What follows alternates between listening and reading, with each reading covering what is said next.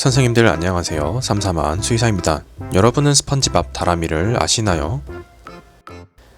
다람이는 180여 개국 2,700만 명이 본 만화인 스펀지밥에서 그나마 정상적인 캐릭터로 등장하는데요. 다람이는 비키니시티 내에서 힘이 가장 강한 캐릭터로 등장하며 가라테를 좋아하는 것으로 나와 있는데요. 과연 다람이는 어떤 특징이 있을지 수의사가 보는 동물 캐릭터들 지금 시작하겠습니다.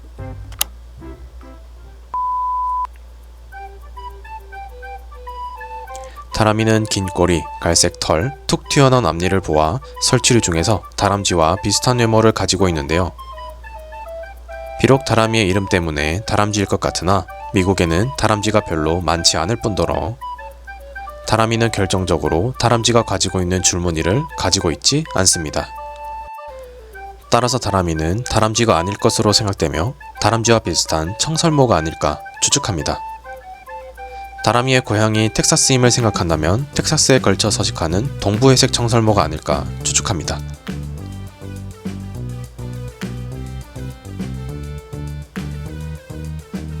일반적인 청설모의 경우 작고 가벼우며 두꺼운 털이 몸을 감싸고 있는데요. 만약 청설모가 높은 곳에서 떨어지게 될 경우 털과 공기가 접촉하는 면적이 넓어 상대적으로 공기 저항을 많이 받게 되고 다소 높은 곳에서 떨어지더라도 상대적으로 충격을 덜 받아 다른 동물에 비해 덜 다친다는 장점이 있습니다. 확실하지는 않지만 청설모는 30m 아래로 떨어져도 큰 상처 없이 일어난다고 할 정도인데요. 아마도 높은 나무 생활에 적응하기 위해 이렇게 진화하지 않았을까 추측합니다. 비록 다람이는 다른 청설모보다는 크기가 크므로 30m 아래로 떨어질 경우 무사함을 장담하지는 못하지만 다른 동물들에 비해서는 안전한 편이 아닐까 추측합니다.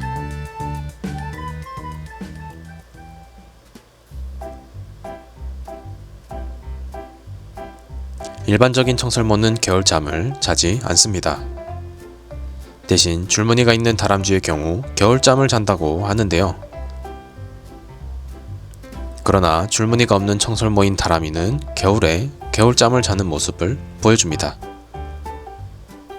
이는 고증을 잘못했을 가능성이 높지만 그만큼 비키니시티는 청설모가 살기에 매우 척박하여 먹이를 구하기 힘든 곳으로도 생각되며 먹이를 더욱 구하기 힘든 환경 때문에 비록 청설모인 다람이는 겨울잠을 자는 것을 선택하지 않았을까 추측합니다.